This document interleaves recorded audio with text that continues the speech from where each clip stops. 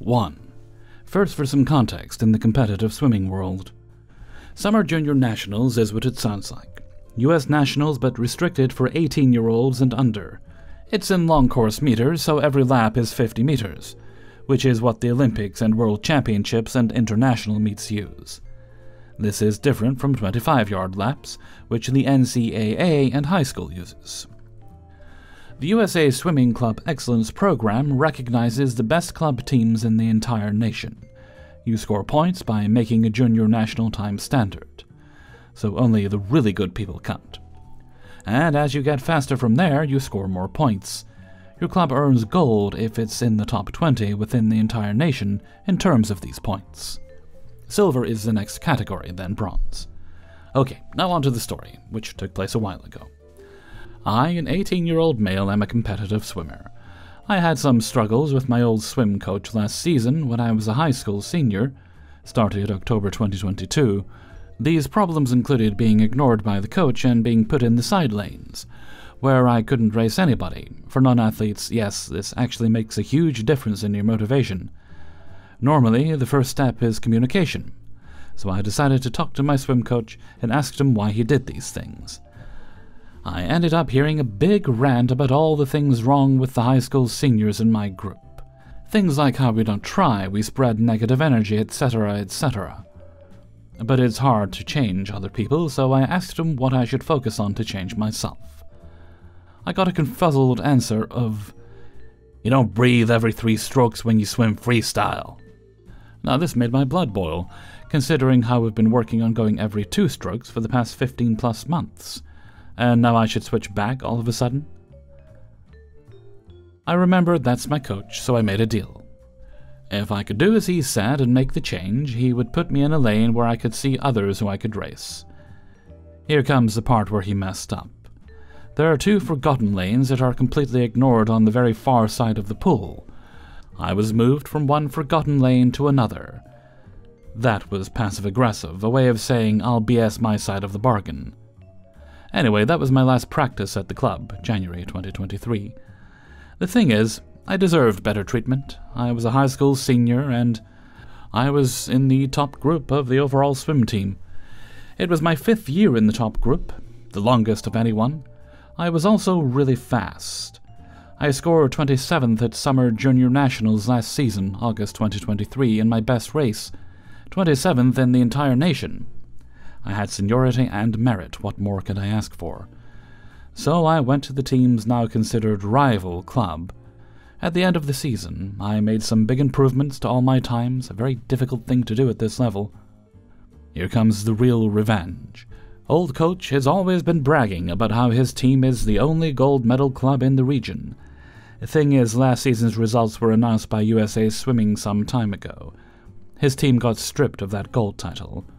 My new team, their rival team, won that gold medal title. The thing is, my old coach's rival team wouldn't have won it without me. I scored just enough points to put them over the edge. My old swim coach isn't exactly dumb. He probably figured it out by now that his rival team would have been grouped in the same category as his silver club, instead of being glorified as the better one. Gotcha. 2. So this is about my Uncle Scott and how I got back at him for years of practical jokes. My Uncle Scott, Dad's brother-in-law, is a notorious practical jokester. For some reason, I'm his favorite target. He claims it's because I'm his favorite niece and that's how he shows his love for me. Nothing bad, more silly pranks such as hiding my shoes and sending me on an elaborate scavenger hunt to find them, or managing to make my bedroom disappear by putting drywall over my bedroom door and painting it to look like the rest of the wall. To this day, I'm convinced my dad helped him with that one, but I digress. One Thanksgiving, when I was a sophomore in high school, we were all over at our house, and as tradition dictated, we settled for a movie after the big dinner. We picked a horror movie.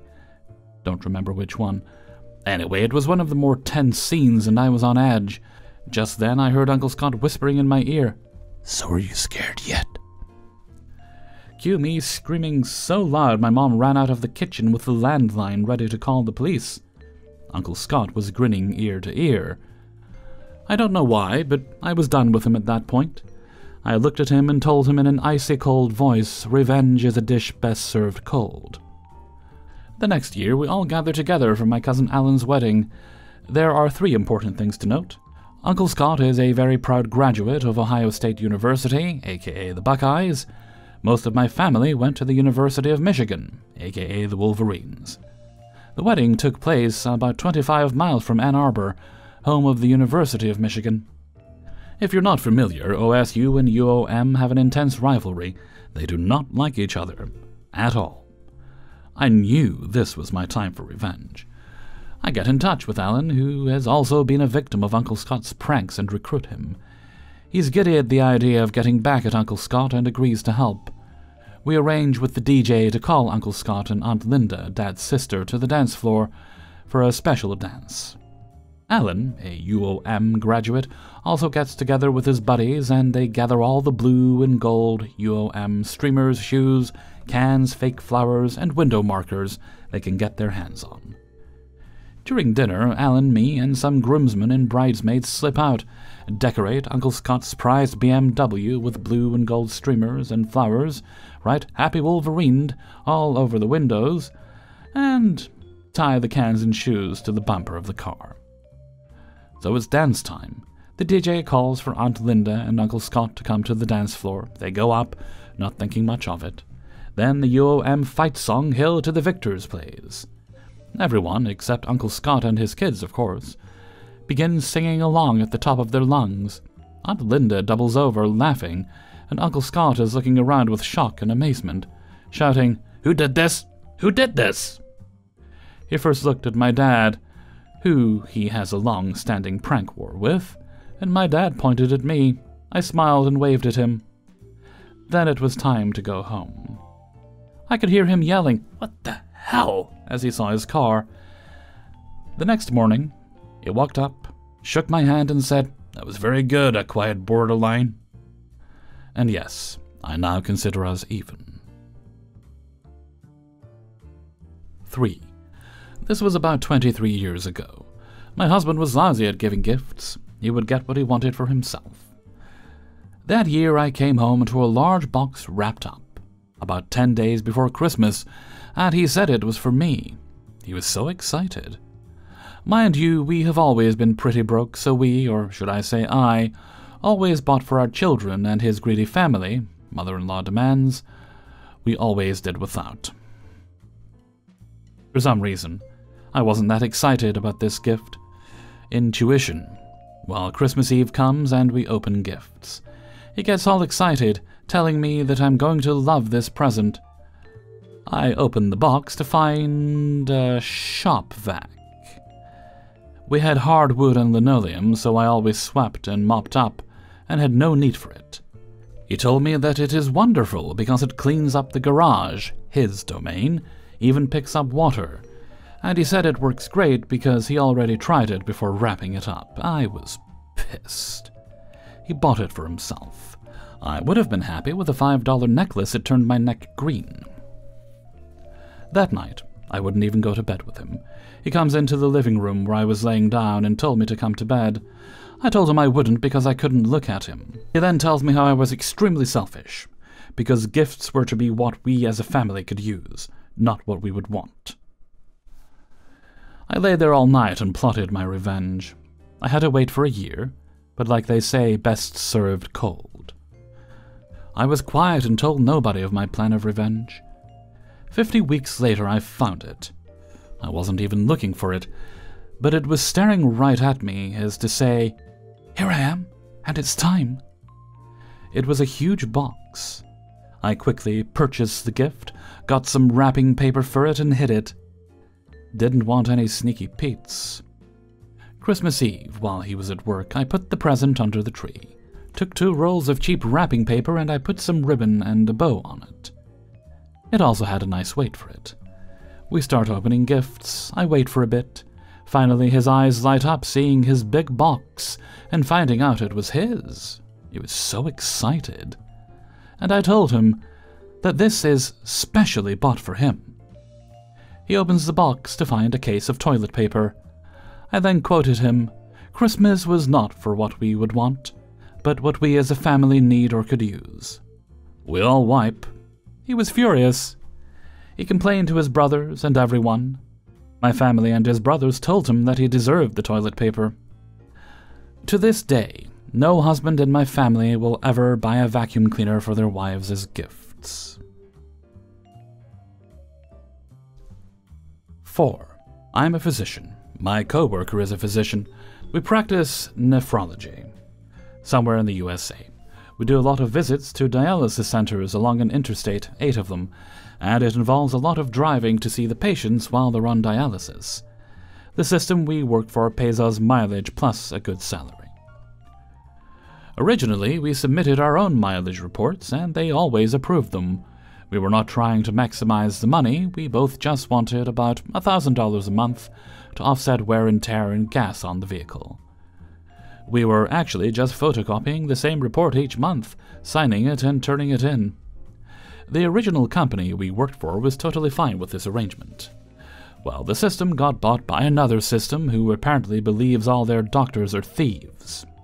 We were told we were scamming them, and from now on, a middle manager would be reviewing our billings and using Google Maps to calculate out our mileage each month for us. And this person would make sure we were adhering strictly to their policy for reimbursement. Starts from the office each day, no matter where you started from.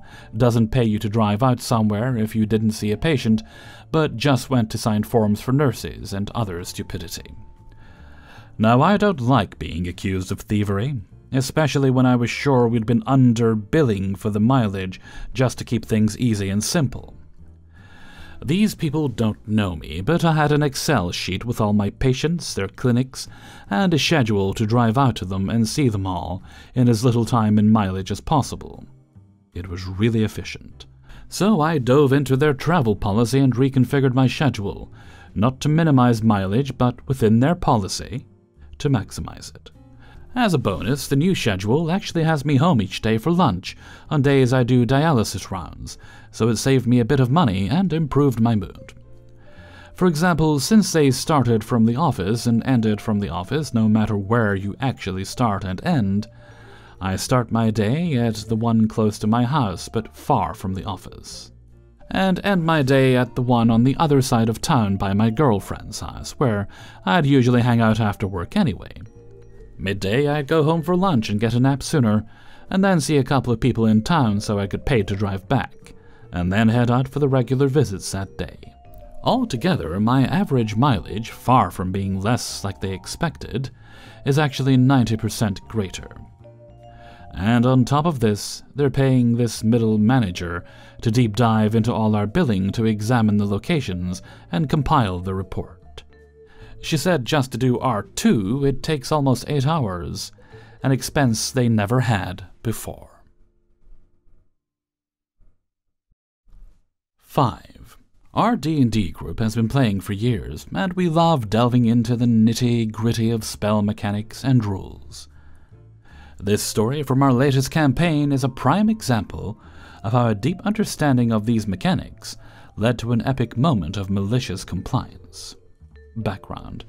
Our party, consisting of myself, a high-level wizard, a cleric, a fighter, and a rogue, was on a quest to retrieve an ancient artifact from the lair of a powerful and cunning ancient red dragon, known as Pyrothraxis.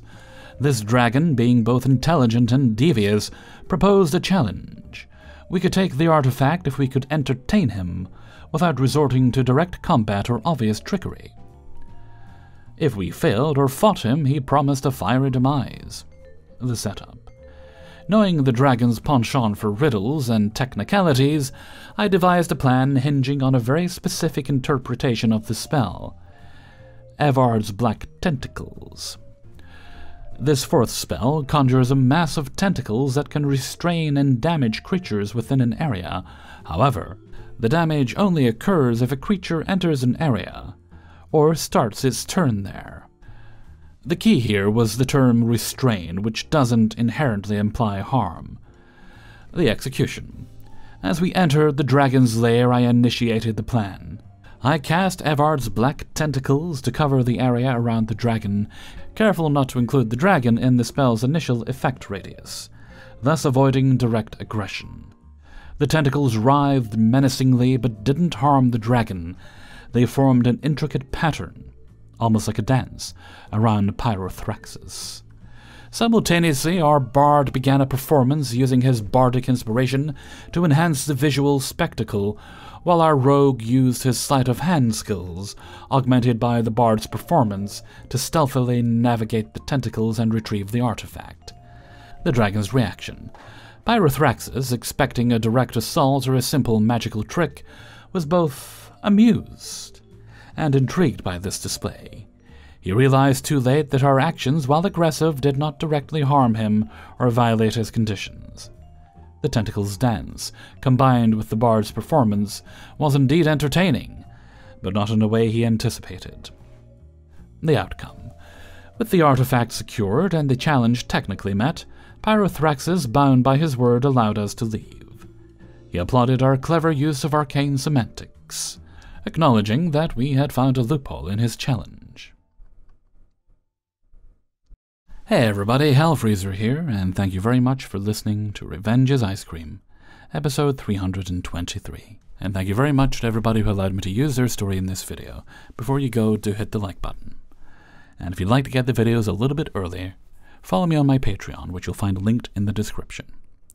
You'll also find a link to the Hellfreezer merchandise, where you can go and buy Hellfreezer merchandise. And you also have the option of hitting that little heart with a $sign in the middle to leave tips if you enjoyed the video.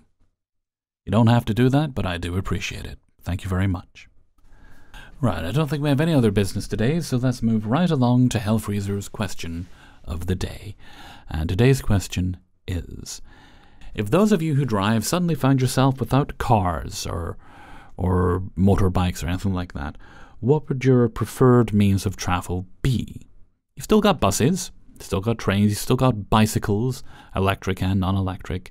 You've still got scooters and some of the more unusual things like segways and such. Now, I lately have been using my bicycle a lot more to get myself up and down from the phototherapy appointments I'm getting to make my skin all nice and pretty again. And it sucked at first, but I hadn't ridden the bike for a while due to health reasons, so I've been riding it, and I'm noticing a benefit. I'm noticing a health benefit. I'm noticing it's a lot easier to ride now, and I did take the time to give the bike a little TLC, make sure the seat was properly adjusted so it didn't shift around too much. That can be very uncomfortable. I replaced the brakes as well because it really needed doing. It was quite dangerous. So now it's safe to ride, which is actually a good thing, because that reminds me. I was riding home last week, I think it was, and cycling along, minding my own business, but being aware of my surroundings, because you have to be, and I don't like to wear a helmet, so I don't ride on the roads. I ride on the pavements where it's safer. It's usually fine. It's usually not too busy. And if it's busy, I'll just get off and push the bike until it's clear. So I was riding along, and then suddenly I see this man crossing the road with his dog. And I notice that the dog isn't on a leash. Neither was the man, but that's a different story entirely. So I'm watching the dog, I'm thinking, alright, I'm cycling along here, I'm already here, you should probably stop and let me pass. Are you going to be a nice person? Or are you that guy? Are you going to stop your dog? It's not on a leash, so how are you going to stop it? But are you going to try and stop your dog? So no, he lets the dog just run right in front of me. Now, as I said, I'd replaced the brakes recently, thankfully, so I was able to stop, although I took a bit of a jolt, and not hit the dog. I was able to stop before things got bad. And I wasn't happy, so... And I couldn't hear what the man was saying because I had my earphones in. I generally wear my earphones when I'm out and about. I was listening to... What was I listening to? I think it was Matthew Perry's... Matthew Perry's audiobook, or the Patrick Stewart's. I went from one to the other. I was also listening to Kate Mulgrew's, but I'm kind of having a hard time getting into that one. But anyway, he says something to me, and I don't know what it was, but I think it was, oh, he won't hurt you, or something. You know, the stupid things that dog owners do whenever their dogs have misbehaved. was like, man, I'm thinking I wasn't concerned, so I just yelled, that thing should be on a leash. Or rather, no, I yelled, you should keep that thing on a leash, which is just good advice. It should be on a leash if you're out in public, mate. I haven't checked the law, but I think it is. In fact, I will check the law just now and get back to you. Okay, I looked it up. That was quick, wasn't it? Under law in the UK, a dog has to be kept under control. So not specifically on a leash, but it does have to be kept under control, which that one clearly was not. And of course, had I accidentally hit the dog, I'd be the asshole, because he hadn't kept it under control. Anyway, that's a long story short. If you remember what the question was, feel free to leave an answer in a comment below. And I'm going to head off for now. So until next time, thank you very much for listening, and take very good care of yourselves.